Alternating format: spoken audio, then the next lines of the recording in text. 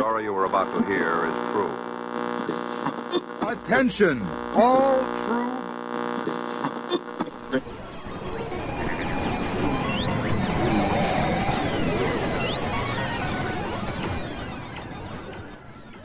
She's alive! Alive!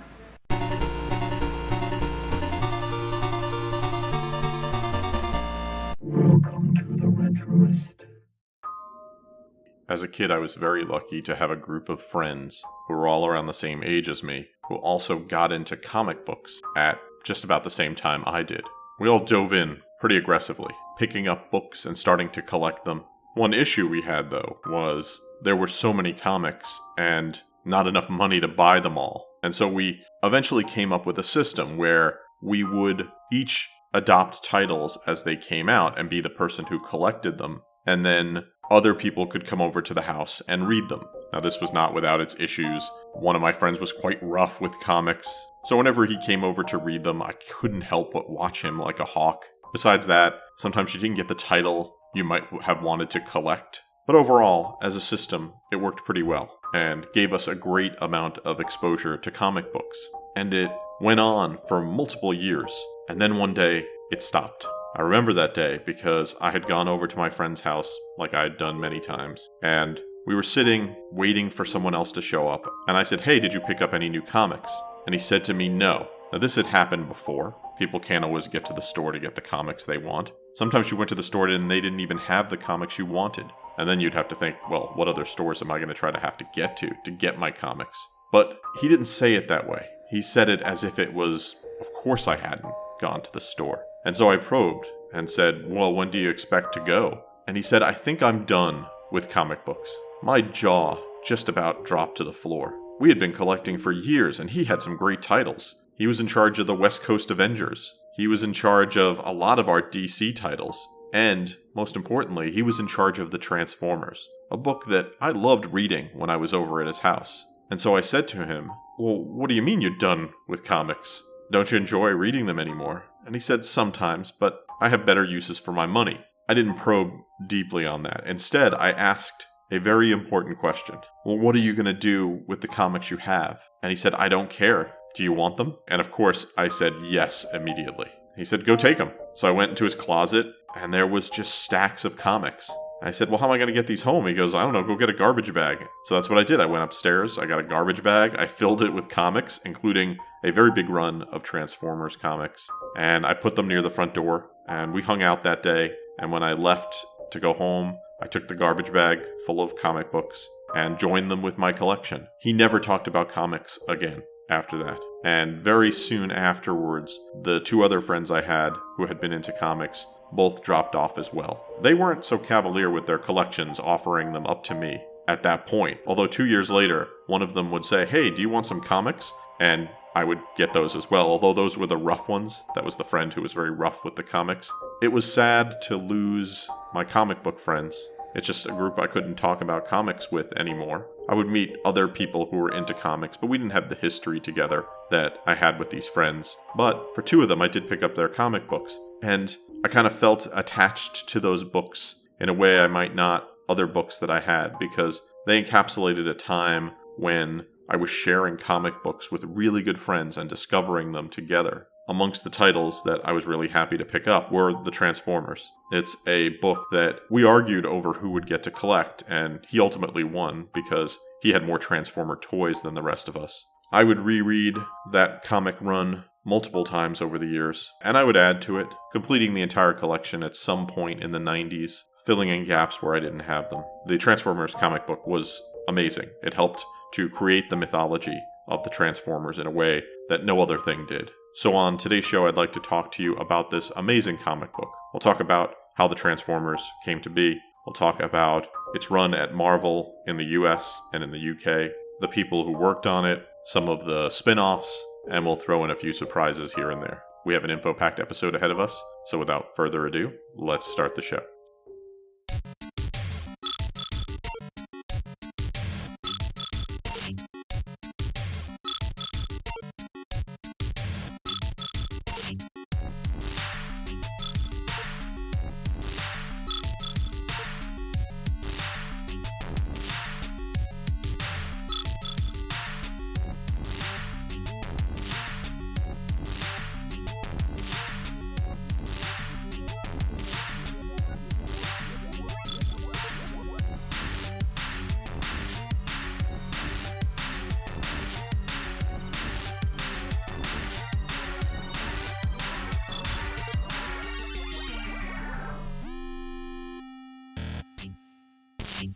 The Transformers was a comic book series published by Marvel in the 1980s, telling the story of the Transformers, these giant transforming robots. It was originally started as a 4-issue miniseries, but would grow much bigger than that, picking up a mythology along the way that would inform toys, future comic series, and even movies as we move forward. Now, I've done multiple episodes now on the Transformers, covering toys and the cartoon, so I'm not going to rehash some of the stuff that I talked about there. Included information leading up to how a lot of the Transformers came to be, but I'll touch a little bit on it just for context. The Transformers, as we know it, actually started as 2 separate toy lines that were made in Japan by Takara. They were the Microchange and Diaclone toys. Those were spotted by people who worked for Hasbro, the American toy company, and they realized that these toys would sell really well in America, but if they wanted to sell, they needed to translate them to an American audience, and that meant coming up with a backstory. So they approached Marvel Comics, and that meant coming to Marvel's editor-in-chief, Jim Shooter at the time. He came up with the story and narrative for the Transformers toy line, which would ultimately be the thing that led to the Transformers comic book, and the cartoon, and the movie, you name it. Shooter thought this would be a story about 2 different races of alien robots from a planet full of robots called Cybertron, and they had been fighting a war. They show up on Earth, and the war continues once they're here with humans stuck in the middle. To round out this cast of characters, other artists were brought in with differing levels of success, but one person in particular in the US really clicked with the Transformers, and that was Bob Budiansky. He would not only give names to many of the Transformers that we know and love, but would set their powers and their personalities. As he took over writing the comic, he would define a lot of the mythology of the Transformers. Now, there are 2 Transformer comics, one published in the US and one published in the UK. Both are very important, and both would be dominated by writers who would come to be the voice of the Transformers, and both of them are recognized as the creators, for the most part, of what we know and love about the Transformers today. So let's start off with the Transformers in the United States. That began, as I said, with a 4-part miniseries, and in it we meet the initial set of characters from the Transformers, and they are awakened on Earth after having slept for 4 million years. They wake up in what is the present day, which is 1984, and they need to find fuel. And so that is going to dominate a lot of the early Transformers stories, not just in the comics, but in the cartoons. While we would know a lot about the Transformers as we got used to them, remember, nobody knew anything about the Transformers. They were just drawings and pieces of plastic at this point. And so Bob Budiansky would be creating plot points and mythology that would take root not only in the US, but also in the UK comics. Now, the book was also meant to sell Transformer toys. And so there is a ever-changing, ever-growing cast of characters. And because they needed to sell these things, often new characters were brought in and then older ones killed or just sort of ignored. That had an effect. When they were killed, sometimes it was in sort of an epic way, which is very different than a lot of other comic books at the time. And I wondered if they could do this because these weren't humans. These were robots. You could easily kill a robot, I guess, in a comic book, and it's not that big a deal. Although some people became very attached to these robots. I was one of them, which was trouble when the movie comes along, but we'll talk about that in another podcast. The comic would run from September 1984 to July of 1991. Although by July of 1991, people really weren't reading it like they used to read it. It wasn't as popular as it had been. And it was very easy to round up the issues I didn't have in bargain bins around this time. Throughout the run of the comic in the US, 2 writers would be featured most prominently. The aforementioned Bob Budiansky, who in addition to writing issues 5 through 55, would also edit the original 4-part limited series. After he left, Simon Furman, who had been basically the Bob Budiansky of the UK, although it's arguable that maybe Bob Budiansky is the Simon Furman of the US. I think they would have to decide that. Why Furman took over was simple. He knew the product, and this mythology had become huge and very difficult for people to grasp. And so what other writer was going to step in except for a writer who had already been doing it for all these years? And he did a good job. But a big problem of having one person write a comic also meant that you couldn't bring in fresh talent. And so sometimes the plot points would be kind of weak, or they would have these strange storylines based on the fact that that's what they felt like doing at the time. My friends and I used to have discussions about this, saying, why don't they bring in another writer to work on this? But at the same time, as I've gotten older, I start to enjoy what Bob Budiansky is trying to do, and also how human he is when writing these things, doing things kind of for fun or trying some weird concept. And the fact that he had the ability to do that is pretty magical. Although when Furman would take over the US run, he kind of seemed to have a much better handle on what the Transformers meant at the time and their potential. Now, before I get into the artists and more about the writers, I want to talk about two other writers who worked on it. Bill Mantlo wrote issues 1 and 2 of the miniseries. Mantlo is a legendary comic book writer working at Marvel. In addition to helping to kick off the Transformers, he worked on the Micronauts and ROM. He also co-created Cloak and Dagger and Rocket Raccoon. Really talented guy. Even while working in the comics, he was going to law school and then would become a public defender. Then in 92, he was struck by a car while rollerblading and suffered severe head trauma at the time. Sadly, the damage is irreparable, and he has lived in a healthcare facility ever since to receive care. The other person who worked on the miniseries was Jim Salicrup, worked at Marvel and Topps. He would edit books like the X-Men, Fantastic Four, and Avengers, so definitely not a lightweight.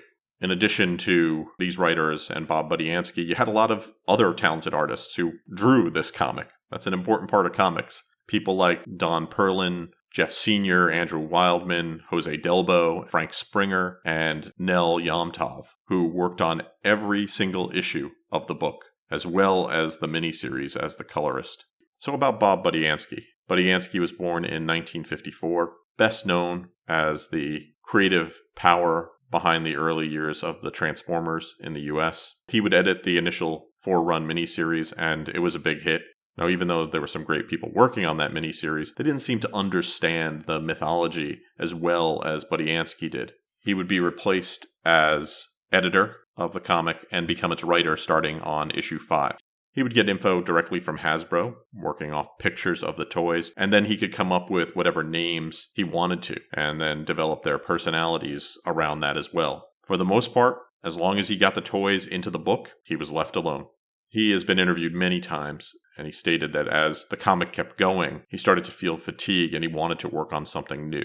And he would point toward Simon Furman, who had been doing the work over in the UK, to be the person to replace him. And that was a great call. Of course, the Transformers are not the only thing he worked on. He also did a great run on Ghost Rider and created the character of Sleepwalker, amongst other things. Now, as I mentioned, Furman would take over. I'm not going to talk about him right now. I'm going to talk about him when I get to the UK portion of this. So a good amount of artists were involved in the Transformers. Highlights include Nell Yomtov as the colorist. He worked at Marvel for quite a while, then did a short stint at DC Comics. He would eventually leave comics to go work for places like Rosen Publishing, Parachute Press, where he worked with Major League Baseball, and then Hammond World Atlas. He's also a writer, very interested in baseball and UFOs, which sounds pretty cool. Frank Springer, who was born in 1929 and passed away in 2009. He worked for the National Lampoon and then went on to work at both Marvel and DC. He penciled the first issues of the Transformers series, and then would also draw the spin-off limited series, The Headmasters.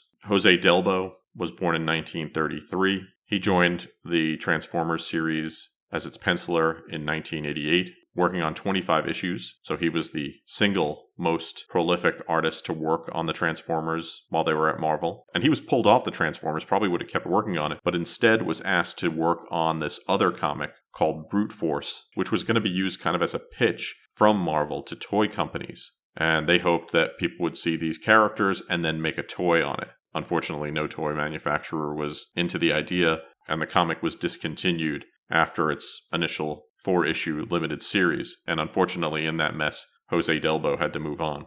Don Perlin was the penciler on 19 issues, so he's the second most prolific artist. And he would also do the penciling on the miniseries adaptation of the Transformers the movie, which is a comic I've never really felt like I needed to own because I had seen the series. Eventually I picked it up though. But I only read it a couple of years ago for the first time and then reread it again recently. So the format of the comic is interesting. It began as a limited series, and because it was a limited series, it was sold at a higher price of 75 cents, whereas in 1984, Marvel Comics usually ran 60 cents. But because it was a higher-end comic, it was printed on a higher quality stock. It's a whiter paper, known as Mando paper. And once the miniseries was over, it continued to be printed on this paper and to keep the price. After issue 28, it would go up to $1, and it would remain at $1 for the remainder of the original run of the series. Mando paper is a step up from the paper you would see in comics. It was a whiter paper, and printing on it was much clearer.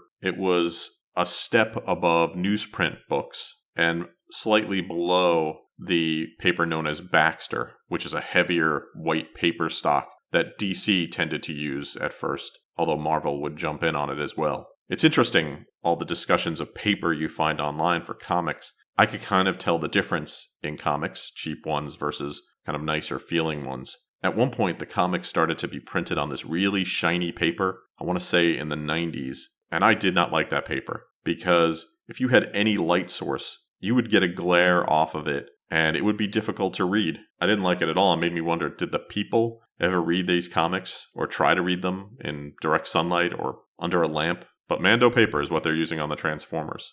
If you are collecting these comics, you should know that the cover dates do not really correspond to when the comics came out in the past. Back then, the cover dates were usually 4 months ahead of when they were going on sale. This was sort of leftover from when these comics would be on newsstands, and they were trying to show that their comics were newer than their rivals' comic. But also you got to remember that distribution of these comics was often difficult when you had to roll them out to newsstands and get them to different places in the country or even ship them overseas. So they would date them in such a way that didn't really correspond to when you might have seen them first on the newsstand. So while issue 1 of the Transformers was dated for September, it actually went on sale in May of 1984. By 1989, Marvel would change this, basically rolling it back to 2 months at the time, which was slightly better if you care about such things, but still an unusual artifact of the time.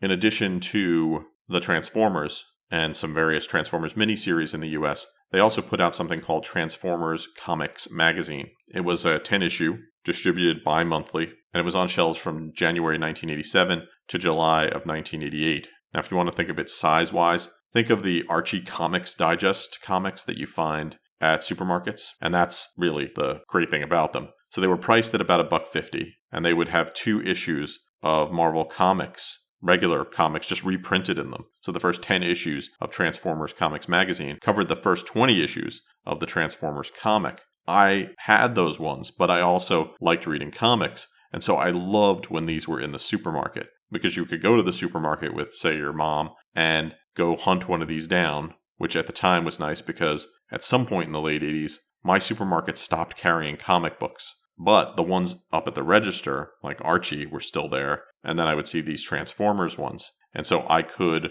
read the comic while we walked through the store, or, in some lucky cases, talk my mom into buying me one.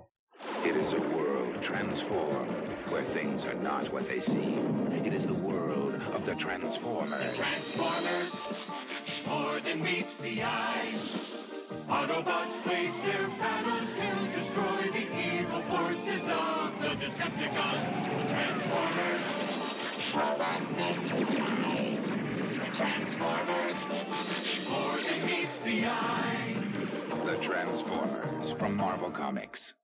So the US was only one market that had the Transformers comic. The other was in the UK, the United Kingdom, and it was produced by Marvel UK, which was a semi-independent UK imprint. It started off as a simple sort of reprint book, and they would take the storyline from the US version and try to split it across multiple issues. That meant that they would also need to add more locally produced material to the comic. So in the long run, this meant that the UK comic had more stories added to it than the US one. And whole new characters and storylines that we've never even heard of are available in the UK books. This would blast off like a rocket ship after the Transformers the movie, where they introduced a ton of new characters that, while they would appear in the US comic, were not heavily pushed, and the UK and Simon Furman embraced them. So there you heard the name again, Simon Furman. Simon was the primary writer of the Transformers UK, and whereas Budiansky could tell very straightforward, good comic stories, Furman tended toward the epic, and that meant more mythology development. It meant big ideas, something that really works in the Transformers. They're not human, so it's just natural that you would develop a world around them. Because of the way it was distributed on a more frequent basis, and you needed more material, there were 2 humor strips that would run in the Transformers UK comics. One was Robo Capers, which was done by Lou Stringer, and the second was Matt and the Cat, which was done by Mike Casabrid.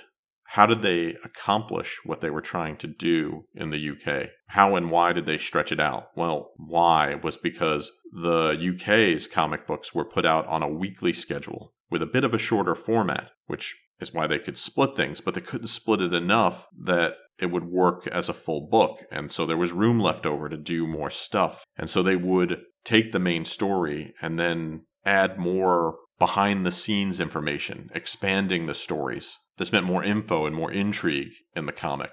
The numbers around the sales in the US and UK are really good. In the US, the Transformers was a strong comic. In the UK, for Marvel UK, it was the number 1 comic. A big hit, kind of a surprise. But much like the US one, as interest in the toys started to wane, interest in the comic also began to wane. It would run from September 1984 to July of 1991 for 332 issues. Are you a fan of the Retroist Podcast? Do you like more retro stuff? Why not check out the Retroist Patreon? Go to patreon.com/Retroist. Supporters of the show get bonus episodes, bonus tracks, bonus scans, access to the Retroist Discord, and more. Feel good about yourself and make a difference in the world. Support the Retroist.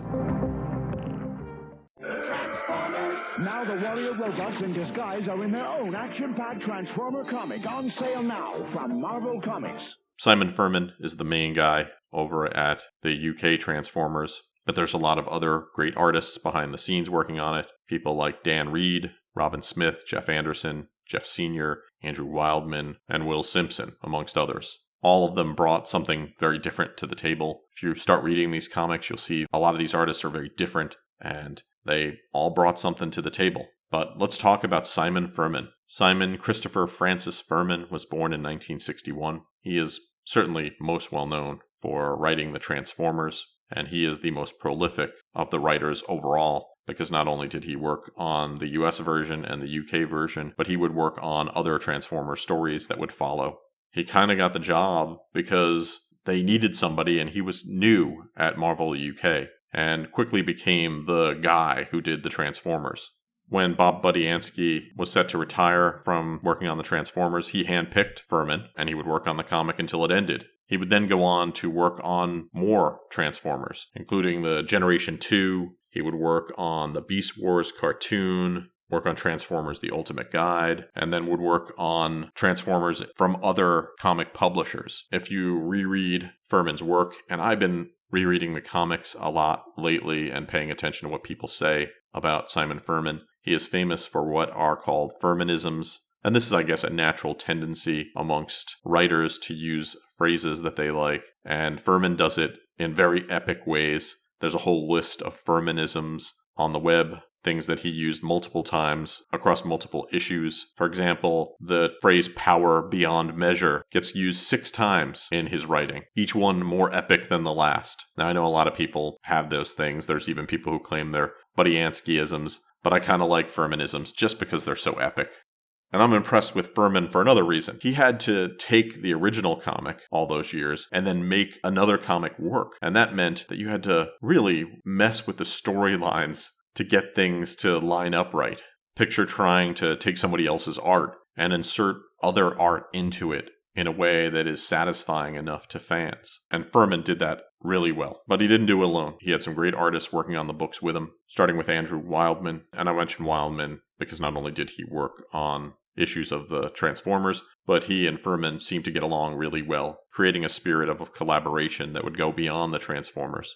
Dan Reed is a US artist who worked on the Marvel UK books. His first work was in issue 115. I believe he was the first of the UK artists to work on the US version, doing a cover for issue 56. Although he is a US artist, just happened to be over in Europe. He actually didn't work out of the UK, he worked in France, and there are some great stories online of him trying to get his work from France over to the UK offices, and some of the work being stolen, and the story plays like an episode of a sitcom. Jeff Sr. would work on both the US and UK version of the Transformers, probably best known to fans of comics for his work on the Transformers. Lee Sullivan started working on the Transformers for issue 92, doing the covers and eventually working into the book itself, largely informed by Jeff Anderson and Jeff Sr. He would also work on other comics like the Thundercats, RoboCop, Wild Cards, Tech World, and many others. Although in the UK and maybe in the US, he's probably best known for his work on Doctor Who magazine.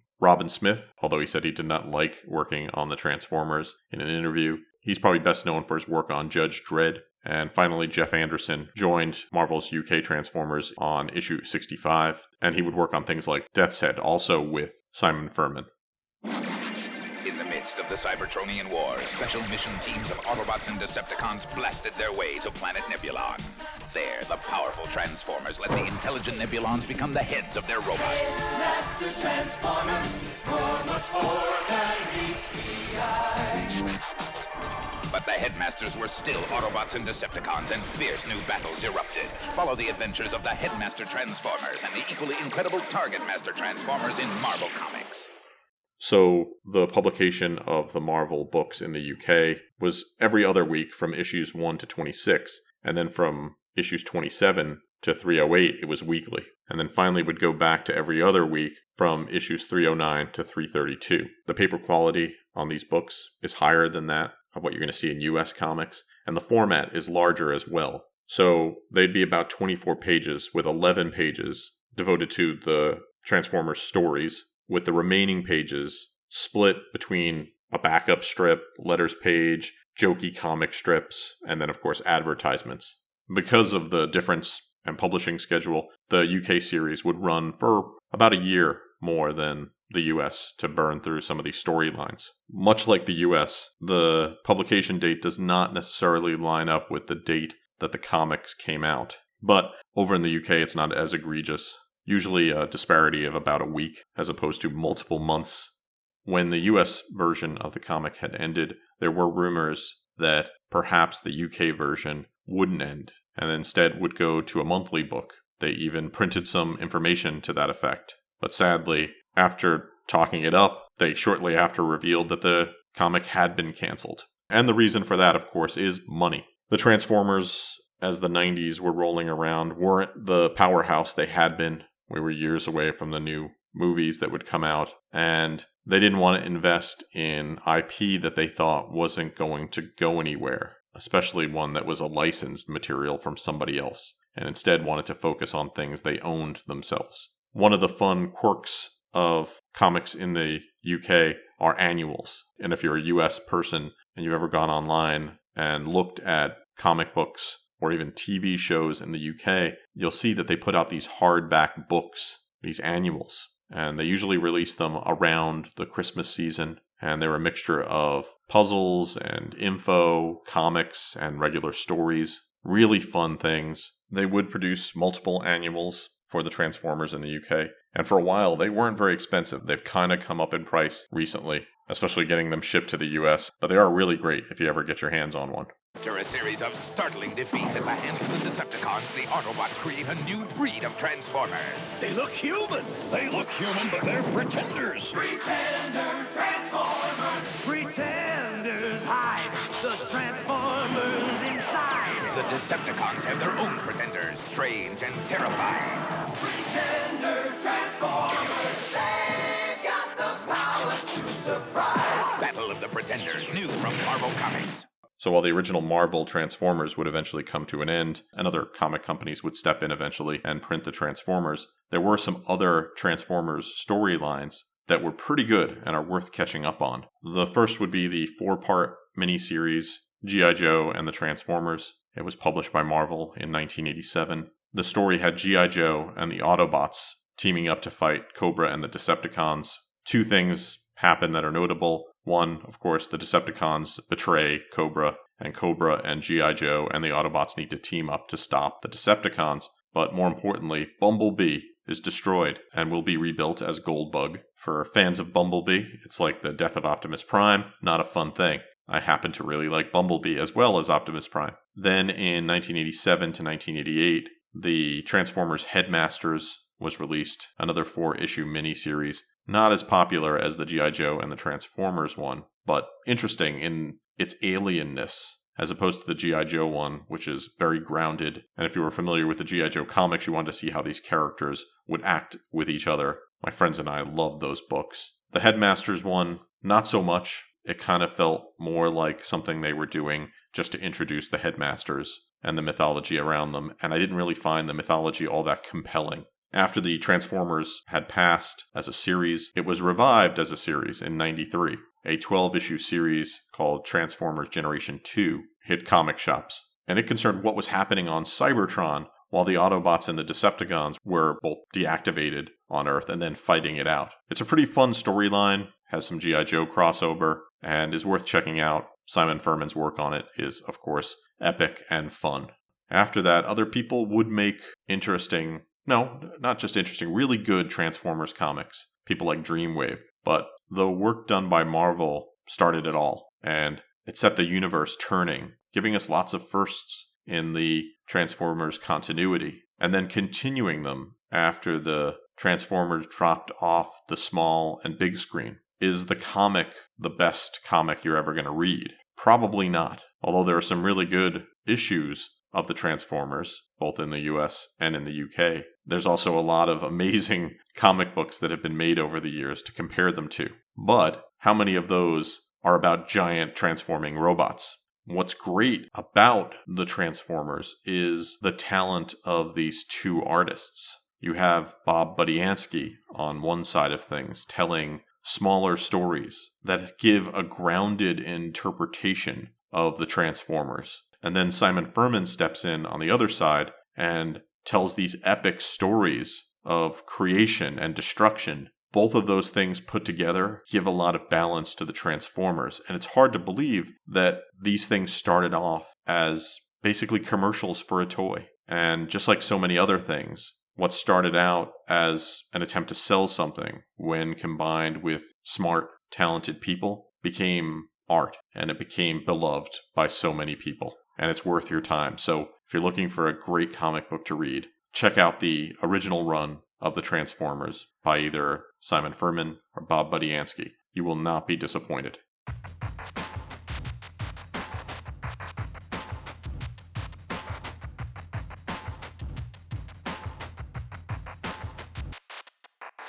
Thanks for listening to the show. For more retro fun, you can drop by the website at retroist.com. You can follow me on social media. I'm at Twitter and Mastodon. On Twitter, I'm at twitter.com/retroist, and at Mastodon, I'm at retroist@mastodon.social. The music you hear on the show is by Peachy. If you like what you hear, you should follow Peachy on Twitter and Twitch. He's at PeachyPixel8. That's the word Peachy, the word pixel, and the number 8. Thanks to everybody who's been supporting the show. If you'd like to support the show, you can do so by giving it a 5-star review wherever you download the show. It really is the 5-star reviews that help people find the show, and I'd really appreciate it. If you want to support the show further, you can drop by patreon.com/retroist. Supporters of the show over there get access to bonus tracks, bonus episodes, bonus scans, and access to the Retroist Discord, the greatest retro community on the internet. Thanks for listening to the show, and I hope you have a great weekend.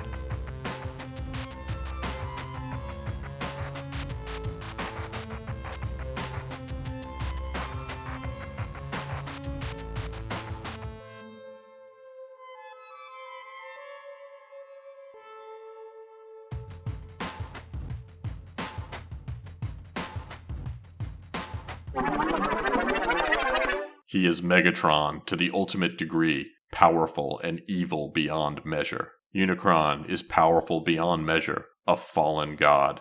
I offer forbidden fruit, time-lost secrets, power beyond measure. Furmanisms, from the Book of Simon Furman. This has been a Retroist production. Goodbye.